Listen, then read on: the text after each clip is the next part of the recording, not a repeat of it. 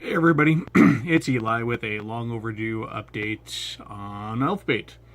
I figured today I would jump straight in and kind of update what's been going on in the Monday night game. Last I reported on that campaign, they had basically finished the under dungeon of White Crag, and we've gone a long way since then. Some stuff came up in life, and I wasn't really able to report it as frequently as I had wanted to. So I'm going to sort of short form this. So they finished with the underdungeon of White Crag. They determined that they would have to go up through the secret door, the trap door that they had found in the room. They were then going to. So what they ended up doing is they decided to, knowing that there were a bunch of the Red Hand bandits up above, they decided to set a diversion. They decided to create a diversion. Earlier, they had crawled up through the crack in the rock that was in the chamber where the frog had been, and they determined that there was a drainage vent from one of the other rooms that went down and kind of out, allowing some ventilation through the fortress. So they ended up creating a fire, a smoky fire in that drainage vent that came up out of the grill, and diverted the sort of the underboss of the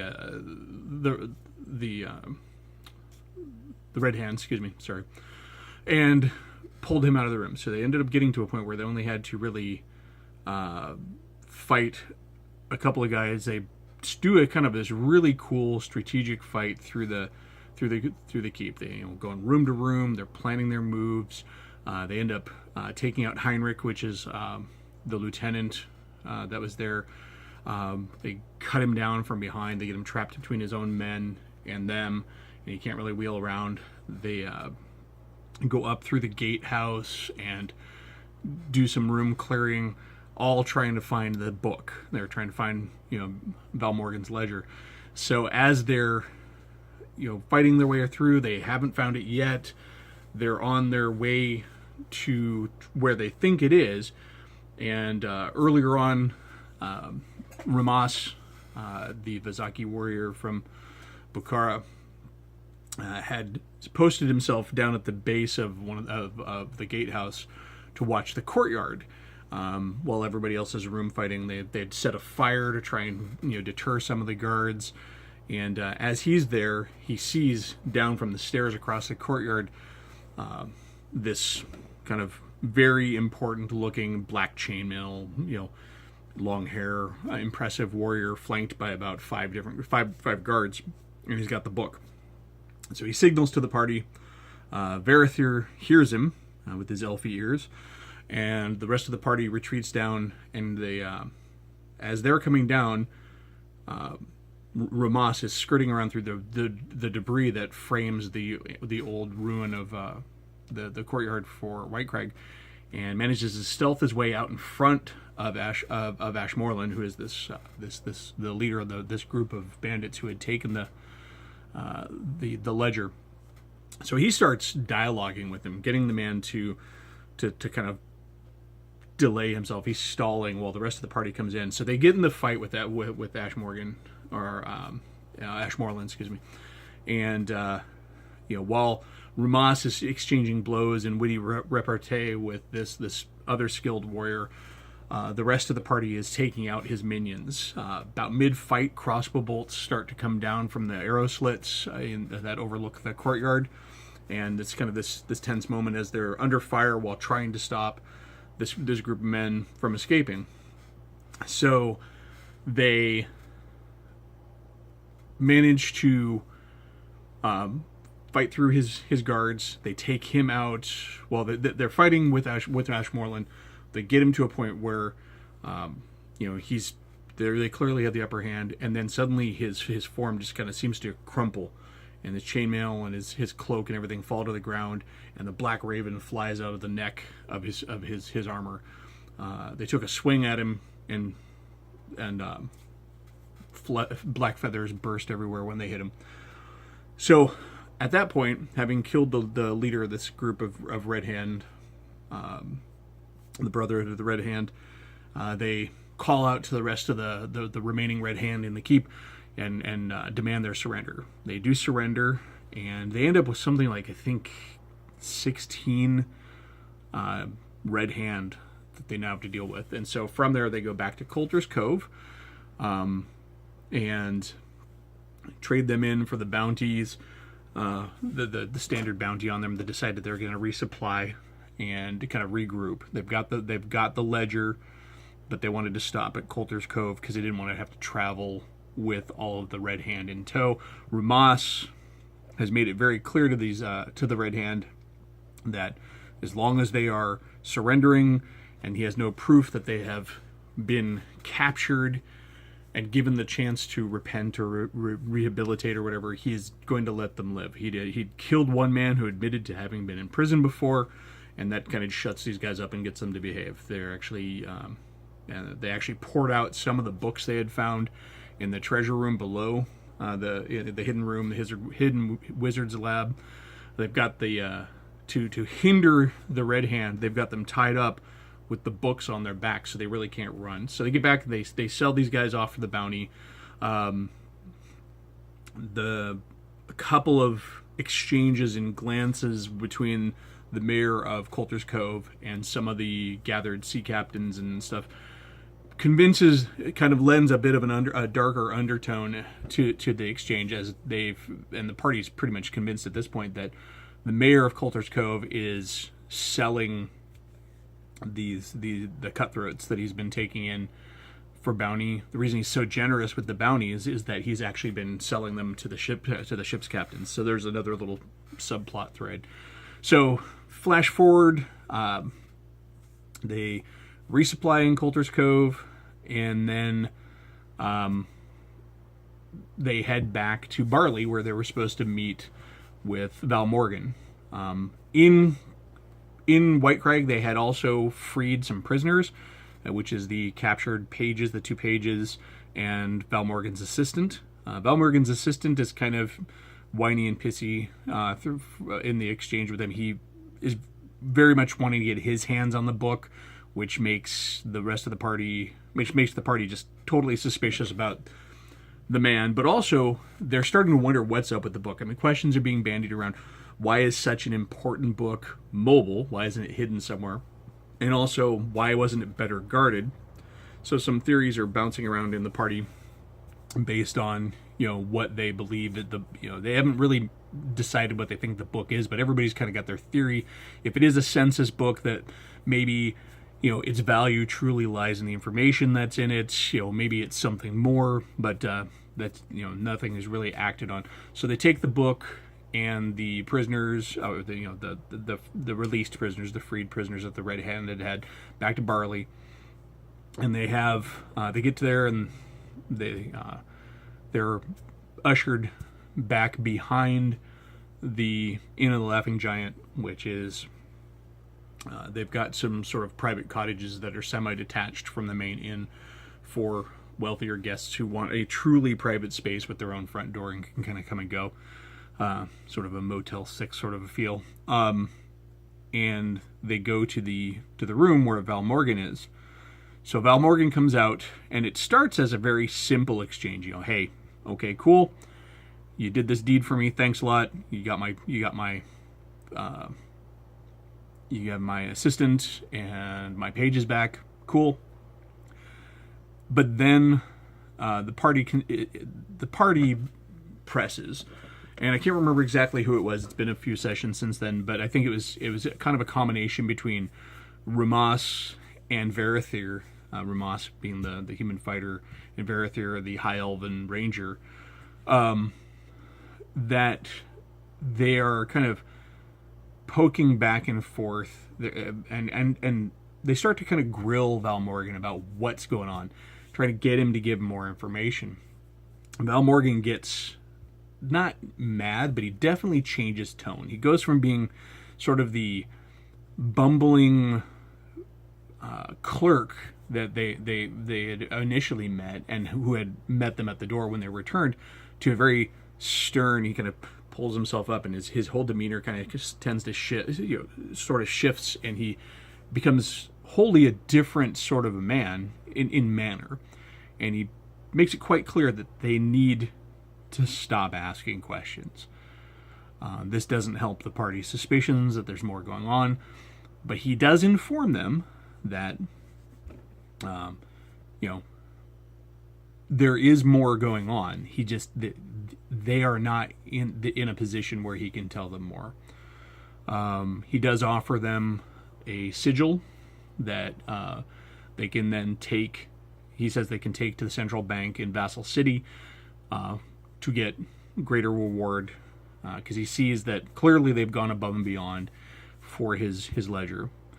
As they're parting, he stops them as his assistant kind of goes into the back into the quarters that he has back there, and he tells them he has one last request, and that's as they leave him, that they do not look back and they pay no mind to what is going on behind them. Now, that's a kind of an odd request.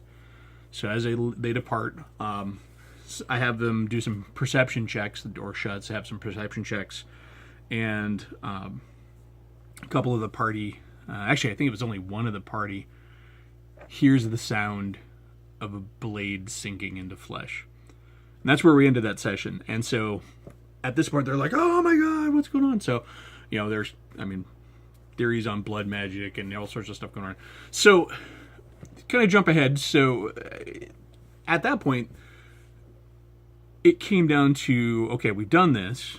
Now where do we go? So they decide that rather than go to Vassal City right away to collect their reward, there's that whole room full of magical stuff that they managed to get a few samples, a few books out of.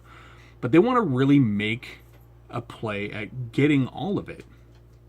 And, getting all of that stuff. That's a lot of treasure to leave behind. There's magical paraphernalia. There was volumes upon volumes of texts, possibly some spell books. They just want to see. And then there was some other rooms in the cavern level, two levels down at the where they hadn't really explored yet.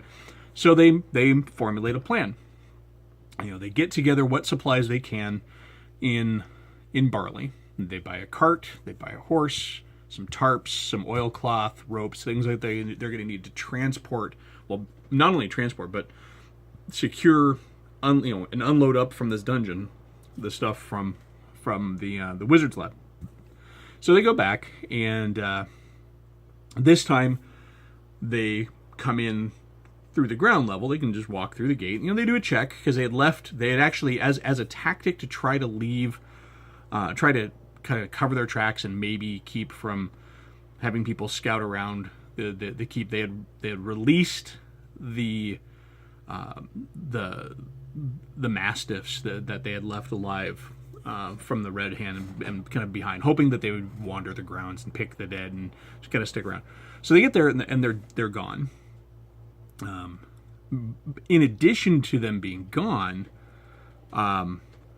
they see that there is something else has been in the keep. There's droppings, large droppings, smelling of sea fish and brine and stuff, and they find a bluish colored, kind of blackish blue scale, yay big. So something's been here, and so they take some time. They tuck the cart and the horse in a safe spot under cover outside of the courtyard, out of the courtyard, but inside some of the cover.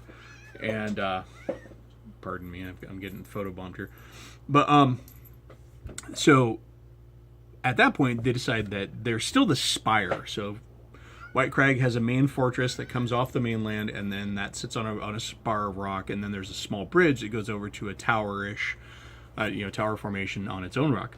So they put together a makeshift bridge, and they go over and they do a bit of a sweep of the tower. Now in the tower they run into some centipedes.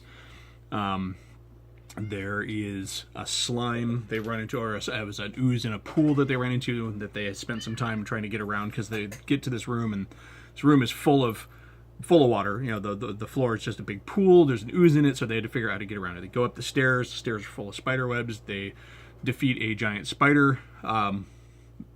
This time around, they use a similar tactic to what they used against the giant frog.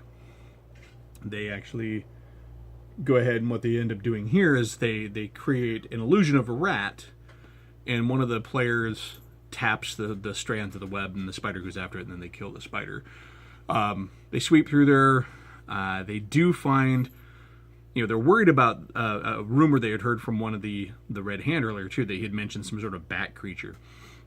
And so they're moving around. They're hoping they don't run into this bat creature, but they're prepared to run into the bat creature. They're looking for the bat creature. They find that it's there are some indications that it's been feeding at the top of the tower. They go through. They do find some interesting stuff. They find an amulet that has a picture, like a cameo of a woman, and underneath her is the old family crest from Valmouth, which is one of the other baronies of Erlith. And so they keep that. And then they go back down and they start carting out and all the stuff. They spend, I think, a day or so just carrying stuff out of that lab and prepping it up above, ready to go. They get it in the cart and everything. But then they... So as they're going about their business, and they're coming out of the before they get the cart. Excuse me, I jumped ahead. They actually are coming out of the tower, and as they're returning back to the main keep, a shadow keeps flying over, and they're hearing something flap around, and so they get over there, and there's a wyvern, and so they actually end up having to fight this wyvern in the keep. They fight smart, and so they defeat it pretty easily. They get it to tuck its head down underneath one of the arched passageways, and they're able to kill it pretty easily. Not kill it. They don't kill it. It actually gets away, but they beat it up pretty well. And so then they spend some time.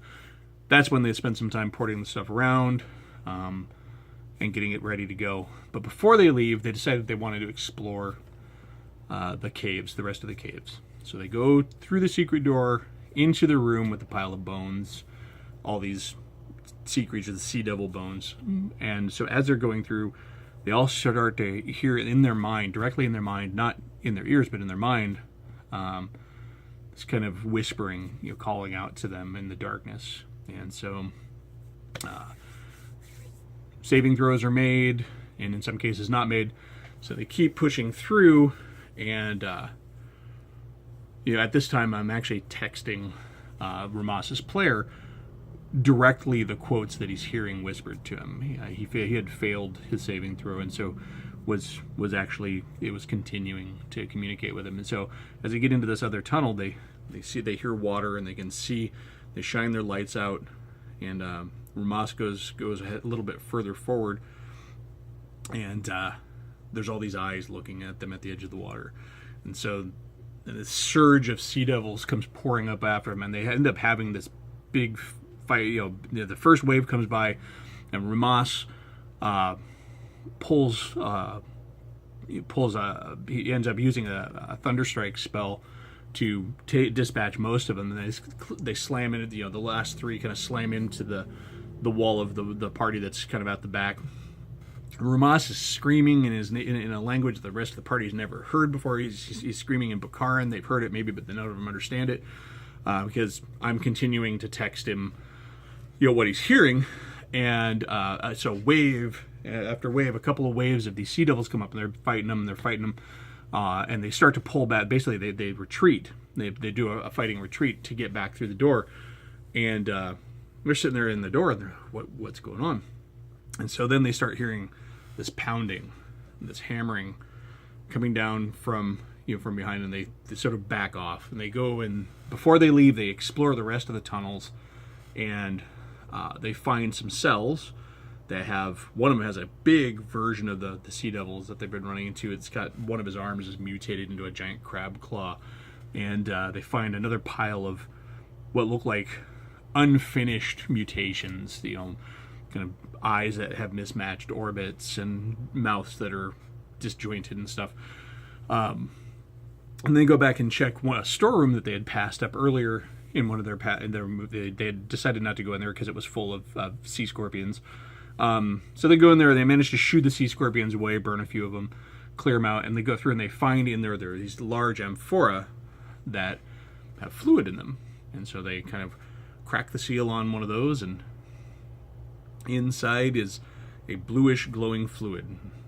They do some arcana checks, and I describe to them that this very much fits the description of a legendary elixir that you know of, that is the water, the elixir of life. And so they're like, oh, cool. So they do some checks. The Varathir rubs some on one of his wounds close up. Sven decides he's going to rub some on his wounds. The wounds close up.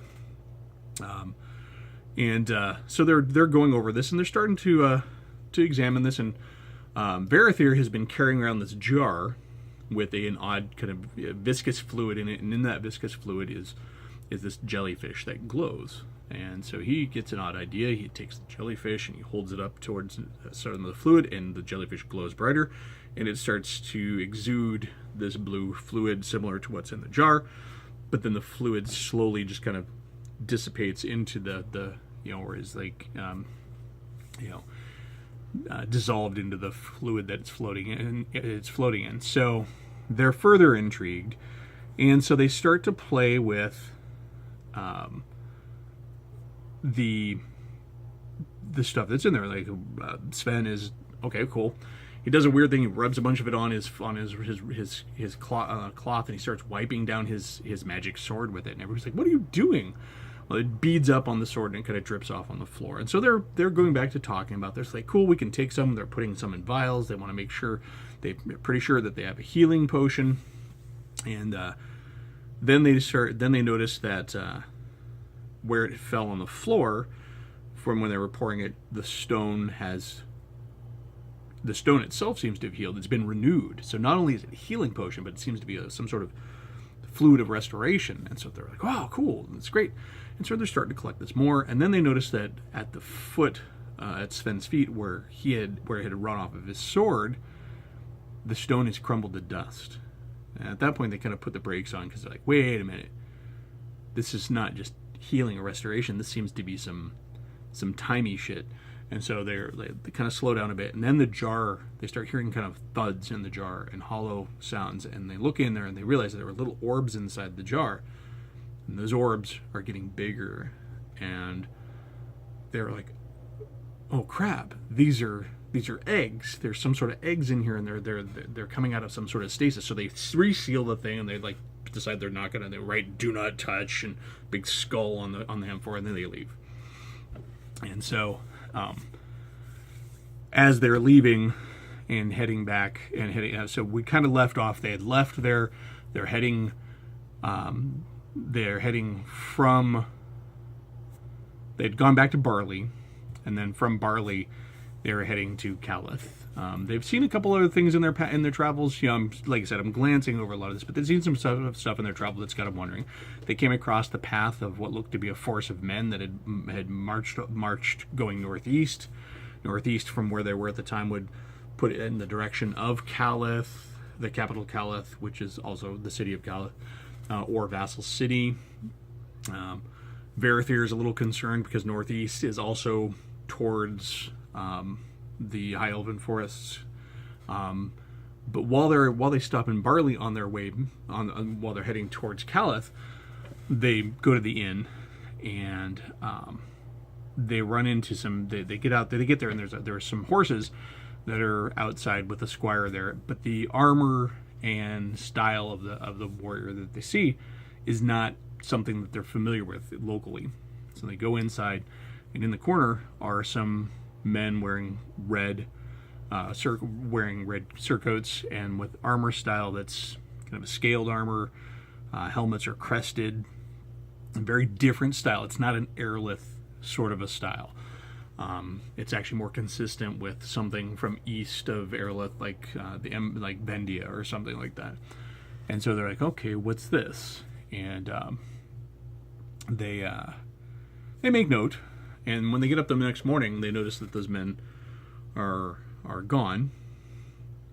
And they ask, where did they go? And so they headed off to the northwest. So the party's kind of concerned. And an earlier encounter with some interesting weather has has Verith there wondering if maybe there's a dragon around, because they had seen lightning shoot from the sky and then a streak of fire go across the countryside where it had hit.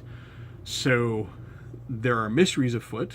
They got some rumors, about some stuff like, just weird stuff. Like one of the weird rumors that they ran into is that evidently in Valmeth, which is kind of the merchant hub of the vassalry, I guess the Baron of Valmeth has banned ham and pork from the table. They also found out that there was toads falling from the sky in one place.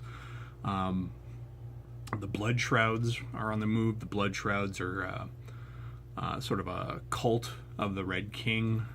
They see the Red King as a punishment from the gods to basically to test and punish Aerolith for the wrongdoings of the High King.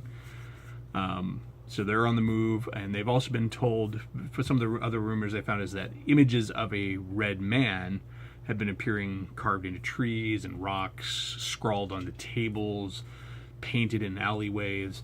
So that's kind of where we left off with Monday's game. Party is on average about 3rd level now.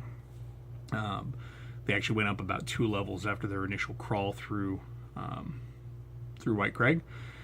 So at this point, they're heading towards Vassal City. They're going to go try and collect their reward. Not to mention they've got all these valuable books and paraphernalia, and they figure that in a city like Kalith or Vassal City, they'll be able to go ahead and cash in on that. They're through donation to the University of Highhold, which is the old university in Vassal City. Vassal City used to be called Highhold in the time of the High Kingdom of Aerolith, before the Red King came, but it still holds its original name. It doesn't go by University of Vassal City, and also they want to try and see about collecting on their debt. So that's where we left off with Monday's game. Sunday game's been kind of on hold while Girl Scout cookie season's up and we had vacations and stuff, but I'll hopefully be getting back to doing videos more often. And, not just game recaps, but also DMing tips and stuff like that. And hope you enjoyed this rather quick and sometimes clumsy recollection of several weeks worth of gaming for Monday night game. This is Eli from Elfbait, and get out and game. Thanks a lot.